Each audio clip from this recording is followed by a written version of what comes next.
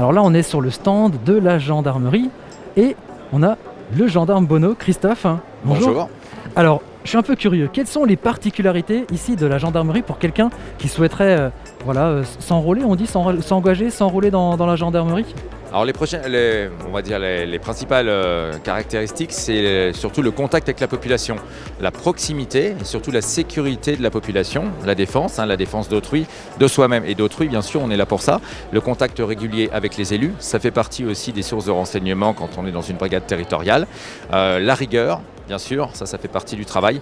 Tout ce qui est discipline et puis, respect des valeurs, ça vous sera inculqué en école. Mais le principal, c'est déjà de les avoir avant d'intégrer l'institution. Ça, c'est important. C'est important, ouais, c'est clair. C'est très important. Et du coup, aussi un niveau physique, j'imagine, il faut avoir une certaine condition quand même. Alors, condition physique, bien sûr, vous l'avez de toute façon pour le concours de sous-officier. Là, vous serez soumis à un concours au niveau des tests de sport qui sera obligatoire et éliminatoire. Bien sûr, il y a aussi les statuts de gendarme adjoint volontaire. Là, il n'y a pas d'épreuve physique, mais en école de formation, ils sont soumis de toute façon à des contrôles de tests de sportifs réguliers. Et tout au long de notre carrière, de toute façon, on est sujet à faire des tests de sport et contrôler régulièrement sur notre état physique, ce qui fait partie du travail régulier d'un gendarme. Voilà, il faut être bien dans sa tête, bien dans son corps. Voilà. Bien dans sa tête, bien dans son corps. Des bonnes valeurs. Et normalement, vous êtes parti pour une carrière complète. Et on est prêt pour être un gendarme. Voilà, normalement, on est parti pour une carrière complète. Ça commence à quel âge en fait, le recrutement? Alors à partir de en 17 ans et demi, avec ou sans condition de diplôme, vous pouvez découvrir le métier de gendarme. Après, vous pouvez y rentrer à partir de 35 ans en qualité de sous-officier, à partir de 27 ans en qualité d'officier. Et ceci, après, vous partez pour une quarantaine d'années de carrière. Donc en fait, c'est le niveau d'études qui peut par exemple lancer... Sans condition de diplôme, vous pouvez accéder au statut de gendarme adjoint volontaire, ce qui ne vous empêchera pas par la suite de passer le concours de sous-officier. En interne, c'est-à-dire qu'en fait, il y a la possibilité de gravir les échelons. Vous pouvez passer le concours de sous-officier, tout à fait. Et après, sous-officier en mode externe, à 3 reprises, les personnes peuvent également passer le concours à condition d'être titulaire d'un baccalauréat, quel que soit le contenu du bac. Ça, c'est important à signaler aussi. Ok, super. Ouais, donc on a toute une carrière possible à la gendarmerie. Oui, tout à fait. Et en fonction des spécificités, des spécialités qu'on a en gendarmerie, vous avez tout plein de métiers. Dans le métier, vous avez plein d'activités que vous pouvez faire du moment que vous respectiez les conditions et que vous avez les conditions à la fois physiques et à la fois au niveau des diplômes qui sont requis pour tel ou tel poste. Vous pouvez accéder à plein de postes. Parce que j'imagine qu'il y a des postes de techniciens aussi, quoi. Enfin, c'est hyper varié. Vous accédez à un tas de postes diversifiés, aussi bien de la technique, vous êtes sur le terrain, vous pouvez aussi bien accéder au peloton de montagne, aux maîtres de chiens, aux équipes de cybersécurité qui devient de plus en plus maintenant important chez nous. Donc tout ce genre de choses, ça va se développer de plus en plus. Et il y a tellement de métiers, tellement de spécificités qu'on peut découvrir. Vous pouvez aussi bien partir en ambassade, vous pouvez aussi bien être affecté dans les départements et territoires d'outre-mer, y compris pour des postes temporaires quand vous avez des compétences en informatique. Tout ce qui est lié, par exemple, ça peut être aussi des diplômes sportifs. Vous pouvez être envoyé dans des postes auxquels vous découvrez des nouvelles missions. C'est pour ça que c'est un petit peu... C'est compliqué à tout résumer en quelques minutes. C'est ça. Il y a combien de gendarmes en France? Alors, vous comptez à peu près 110 000. 110 000 gendarmes 110 000, en France. Oui, tout à fait. Et avec un recrutement, on le voit derrière, c'est quoi?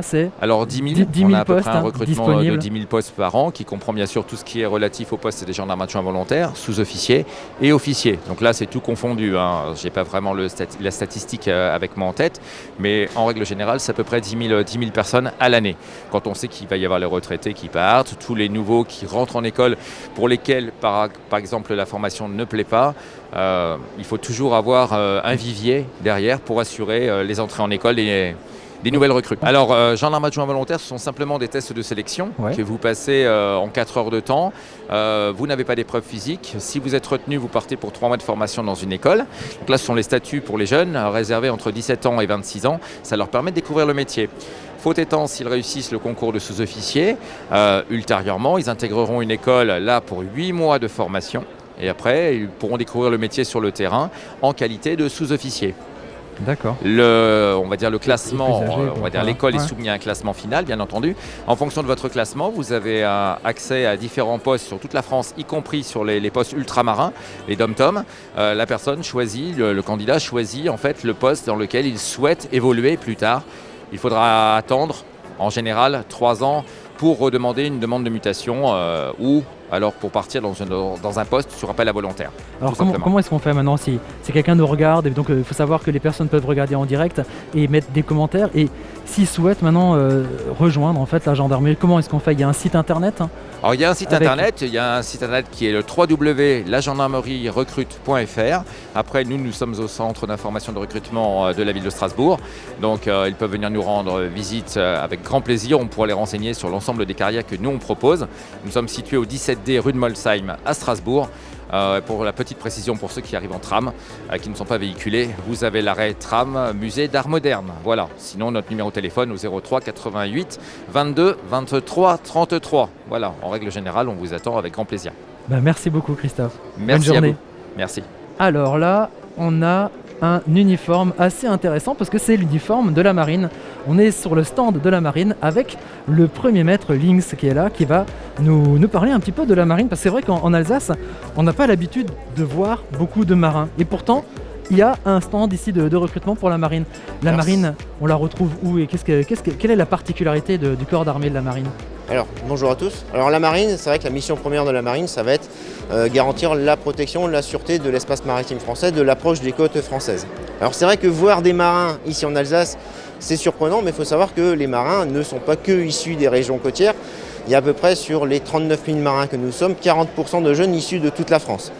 Donc c'est pour ça qu'on a un bureau de recrutement de la marine à Strasbourg. C'est pour ça qu'on est présent aussi ici pour présenter toutes les possibilités de recrutement au sein de la marine. Pour tous les jeunes alsaciens. Il faut savoir qu'on recrute de 17 ans à 30 ans dans une cinquantaine de métiers. Et au niveau national, la marine recrute tous les ans plus de 4000 jeunes par an. Il faut savoir également aussi qu'on recrute et on forme dans une cinquantaine de métiers et 12 domaines d'activité qui vont de la restauration à la maintenance, au système numérique, à la protection, à les opérations navales, les métiers typiquement marins comme dans le domaine de la navigation. Et la petite particularité, on va aussi recruter dans le domaine de l'aéronautique, parce que la marine, on a des bateaux, des sous-marins, mais également aussi des avions et des hélicoptères. Ouais, c'est assez riche en fait en termes de C'est très riche, c'est métiers. très diversifié. Très diversifié. Quel est le petit truc en plus qui fait qu'à un moment donné, on veuille s'engager à la marine? Je dirais recherche aussi d'aventure et de donner une orientation différente à sa vie professionnelle. Parce que on peut travailler dans le domaine de la maintenance à côté de chez soi, ou pourquoi pas le faire sur un bateau et partir sur toutes les mers du globe et puis découvrir d'autres horizons également. En fait, c'est le même métier qu'on peut faire si on est mécano ou dans la maintenance ou autre, oui. Mais avec le paysage qui change, c'est ça, avec Exactement. Le décor autour. On a en gros, nous, un bureau, je dirais, mobile, et puis on peut naviguer sur toutes les mers du globe, parce que la marine est présente sur toutes les mers du globe. Est-ce qu'il y a aussi un état d'esprit comme ça de la marine qui est important? L'état d'esprit prioritaire qu'on va retrouver et qu'on va rechercher également, c'est un esprit de cohésion, un esprit d'équipe. Parce que ce qui nous définit aussi, c'est justement ce qu'on appelle l'esprit d'équipage. Sur un bateau, il y a de 20 à 2000 personnes en fonction de la taille du bateau, mais ne représentent qu'un seul équipage. Et il y a cet état d'esprit de cohésion, d'entraide et de solidarité qui est importante. Comment est-ce qu'on fait pour s'engager dans la marine? Comment ça se passe? Est-ce qu'il y a des épreuves? Il y a un bureau, vous avez dit, à Strasbourg, donc un bureau. Donc il y a un bureau à Strasbourg, donc pour nous contacter par téléphone au 03 90 23 26 70. Le bureau est ouvert du lundi au vendredi de 8h30 à 17h. La première chose à faire, c'est venir nous rencontrer, se renseigner. Il faut savoir qu'il n'y a pas de concours d'entrée, on fait du recrutement sur dossier avec différentes étapes, des entretiens de motivation, des tests de sélection médicale, psychologique et sportive. On va s'orienter en fonction du métier et du domaine d'emploi choisi. Parce que c'est les jeunes qui veulent s'engager, qui vont choisir le métier pour lequel ça les intéresse. Nous, notre métier de conseiller en recrutement, c'est de les accompagner dans leur projet. Mais sur une candidature, c'est le candidat et sa motivation qui va être le plus important. Ok, chouette, très bien. Et un site internet aussi? Alors le site internet êtremarin.fr, vous allez retrouver toutes les informations sur tous les domaines d'emploi et sur les métiers. Et vous avez la possibilité aussi de communiquer, d'envoyer des messages. Il existe ce qu'on appelle des ambassadeurs qui pourront répondre à vos questions. Et vous allez retrouver les coordonnées aussi de tous les bureaux et du CIRFA de Strasbourg. Super, merci beaucoup. De rien. Bonne journée. Alors là, certainement le plus gros véhicule présent ici sur le salon Formation Emploi. Et ici, on est avec l'adjudant-chef D qui s'occupe ici de ce stand qui est le stand de l'armée de terre. Alors, l'armée de terre, qu'est-ce qu'elle a de particulier par rapport à d'autres armes? Alors, l'armée de terre, c'est l'arme du terrain par excellence. Donc, nous, on recrute des garçons et des filles à partir de 17 ans et demi, des garçons et des filles de nationalité française qui ont effectué leur journée de défense et de citoyenneté. Après, pour s'engager, il suffit de s'adresser au CIRFA, le Centre d'information et de recrutement des forces armées, à Mulhouse ou à Colmar, et de prendre un dossier de candidature. Nous allons envoyer nos candidats passer des tests de sélection qui se déroulent à Nancy. Les tests de sélection sont une étape obligatoire. Ça nous permet de déterminer si un candidat est apte à devenir militaire. Et puis, une fois qu'on a les résultats des tests de sélection, on va pouvoir proposer, par rapport à l'âge, par rapport au niveau d'études, différentes spécialités dans l'armée de terre. Alors, il y a beaucoup de métiers comme ça présents dans l'armée de Alors, terre? dans l'armée de terre, il y a près de 400 spécialités différentes. Donc on a vraiment pratiquement tout ce qu'on peut trouver dans la société civile. On va trouver des combattants, bien évidemment, mais on va trouver aussi beaucoup de techniciens, des mécaniciens, des informaticiens, des spécialistes de la ressource humaine. Il y en a pour tous les goûts. Quelles sont les valeurs? J'imagine que c'est aussi un métier dans lequel on ne s'engage pas, on va dire, à la légère, quoi. Quel est l'esprit comme ça, armée de terre quand on s'engage pour être militaire, c'est sûr qu'il vaut mieux être volontaire, passionné, parce que c'est plus qu'un métier, c'est un style de vie. On demande beaucoup aux militaires, on leur demande d'être disponibles, d'être loyaux, d'être neutres. Nous sommes capables d'intervenir en France et à l'étranger, que ce soit sur des actes de guerre, des actes de terrorisme, mais aussi des catastrophes naturelles et des épidémies. Actuellement, vous avez des militaires du 15-2 qui sont déployés dans le cadre du Covid pour la mission Résilience. Alors la vocation du militaire, c'est de partir en opération, d'intervenir. Donc c'est vrai que quand on est militaire, c'est pas pour être dans un bureau. Mais il y a quand même des militaires qui partent moins souvent sur le terrain. Le CIRFA se trouve à Mulhouse. Vous avez également une permanence à Colmar, mais les tests de sélection se font à Nancy. Nancy, c'est le centre d'évaluation pour les 3 armées. Donc que vous alliez dans l'armée de terre, dans la marine ou dans l'armée de l'air, vous avez cette étape obligatoire de passer des tests au centre de sélection de Nancy.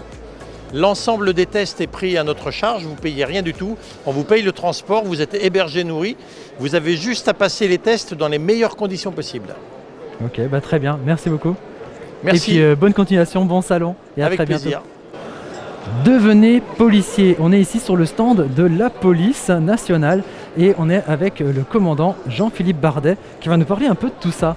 La police nationale, c'est quoi un petit peu le profil des policiers et quelle est un petit peu la particularité de la police nationale? Alors bonjour à toutes et à tous. La police nationale est une institution riche de 150 000 hommes et femmes qui a une particularité en effet qui est de contribuer à des missions très variées relatives à la sécurité, la sécurité générale. Alors ces missions variées, il y a déjà tout l'aspect quotidien, de sécurité du quotidien, qui consiste à assurer une présence sur la voie publique, à patrouiller, à intervenir, à accueillir le public. Ça, c'est sans doute la partie la plus visible et la plus quotidienne des missions de la police nationale. Cette activité-là, la police l'effectue en milieu urbain essentiellement. On contribue à d'autres missions. Je pense par exemple à l'investigation qui consiste à identifier les auteurs de crimes et de délits et à apporter la preuve de leur implication. Les métiers de la police technique et scientifique viennent renforcer l'action des enquêtrices et des enquêteurs.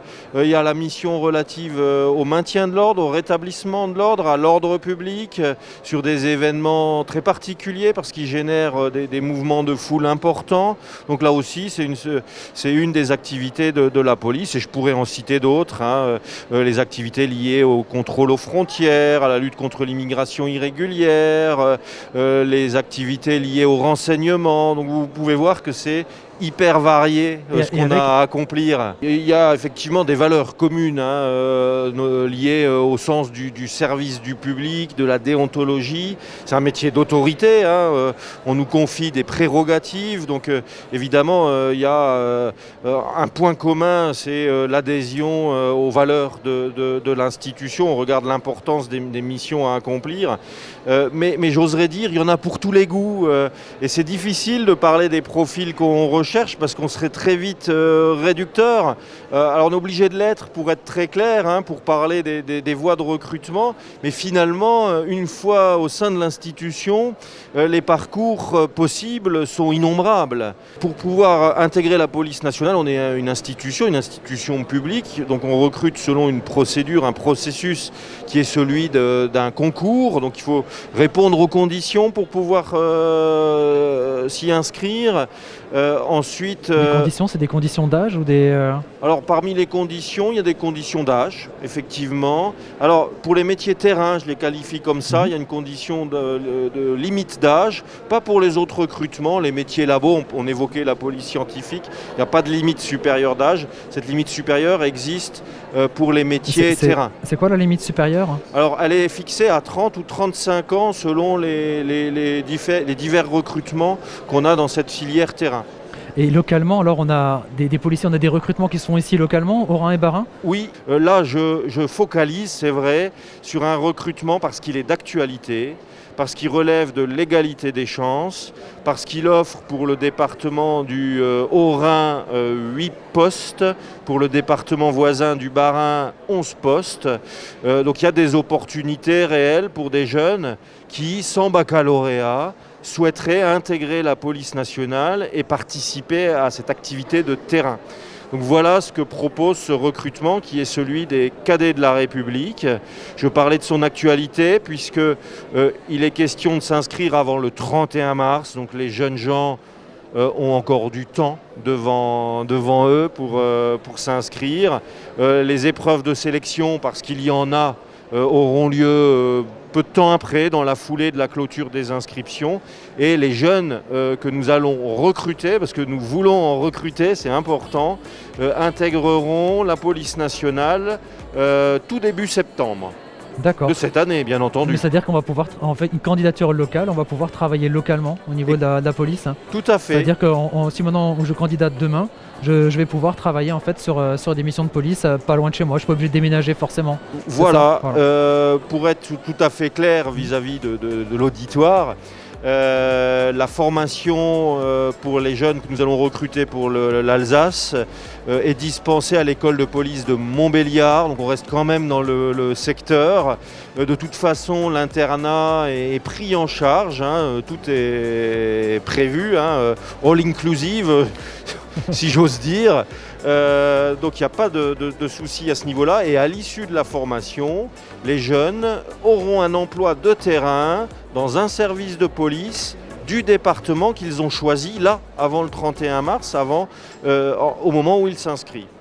Ok, super. Je crois qu'on a fait à peu près le tour. Voilà. Merci beaucoup. Je vous en prie. Et à bientôt pour une prochaine vidéo. Entendu, avec plaisir. Au revoir. Et voilà, autre stand ici de l'armée, mais cette fois-ci c'est l'armée de l'air, avec le major Léopold, qui va nous parler un petit peu de l'armée de l'air. Quelles sont les particularités de l'armée de l'air par rapport aux autres corps d'armée ? Alors l'armée de l'air, la particularité, c'est donc qu'elle utilise forcément donc, la 3e dimension et la 4e dimension hein, aujourd'hui, puis avec l'espace.